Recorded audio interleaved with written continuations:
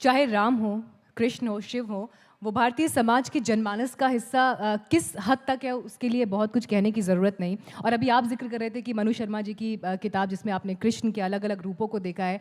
विशेष रुचि आपकी राम कृष्ण में इस बातचीत के दौरान मैं समझ पा रही हूँ, पढ़ पा रही हूँ।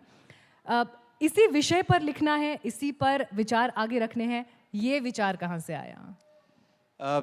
देखिए, मेरा मानना है कि राम का जो शाब्दिक अर्थ होता है वो ये होता है कि रोम रोम में प्रकाशित होने वाली चेतना। तो इसका मतलब है कि अगर हमारे और आपके रोम रोम में राम प्रकाशित हो रहे हैं तो हमारी ये देह, चाहे आपकी देह हो, चाहे यहाँ पे बैठे जितने भी लोग हों, या इस भूमंडल पर जितनी भी देहें हैं, वो सब अयोध्या हैं। क्योंकि अयोध्या कहाँ होती है? जहाँ राम उपस्थित होते हैं। और राम का अर्थ यदि रोम रोम में प्रकाशित होने वाली चेतना है तो इस नाते हम और आप सब अयोध्या हैं। और अगर अयोध्या का मतलब क्या होता है कि जहाँ पर युद्ध ना हो या जिसे युद्ध में जीता ना जा सके। तो इसका क्या मतलब है कि हम और आप अगर चलती फिरती देह अयोध्या है, हमारा ये पंच भौतिक शरीर, तो चूंकि हमारे अंदर राम उपस्थित हैं तो फिर युद्ध की आवश्यकता ही नहीं है। और अगर युद्ध की आवश्यकता होगी तो हम और आपको कोई युद्ध में जीत ही नहीं सकता। कि सुने गए हैं प्रेम समुंदर सरिता से नित बढ़ते, प्रीति कलश तो लिए हाथ पर बूंद बूंद को तरसे।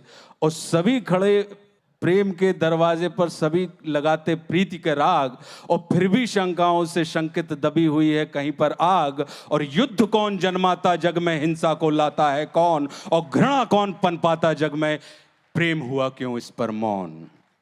तो ये जो बात है कि जब राम हमारे अंदर हैं, राम आपके अंदर हैं, सारी की सारी चीज़ें हैं, तो राम का अर्थ तो घृणा से होता ही नहीं है। तो फिर हमारी और आपकी सबकी स्थिति अयुद्ध की स्थिति होनी चाहिए।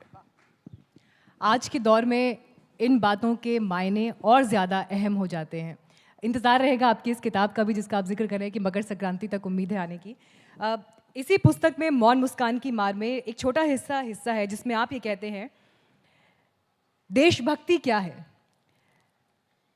देशभक्त कौन कहलाएंगे, बदलाव कोई ठेले पर बिकने वाली मूंगफली नहीं है, अठन्नी दी और उठा लिया। बदलाव के लिए ऐसी तैसी करनी पड़ती है, करवानी पड़ती है, वरना कोई मतलब नहीं आपके स्मार्टफोन का। और भाई साहब, हम आपको बाहर निकलकर मोर्चा निकालने के लिए नहीं कह रहे, वहां खतरा है, आप पिट भी सकते हैं। जी ये लास्ट ईयर मैंने पढ़ा था, आभासी क्रांति का एक हिस्सा है जो लास्ट ईयर मैंने इस व्यंग को पढ़ा हुआ था, कि जहाँ पे मैं, अगर आपकी अनुमति हो तो मैं एक इसी किताब में से एक बस इसमें मैं एक सवाल अपना जोड़ना चाहूंगी, क्योंकि जब बदलाव की बात हो रही है, आपके लिए परिवर्तन क्या है, आपके लिए बदलाव क्या है?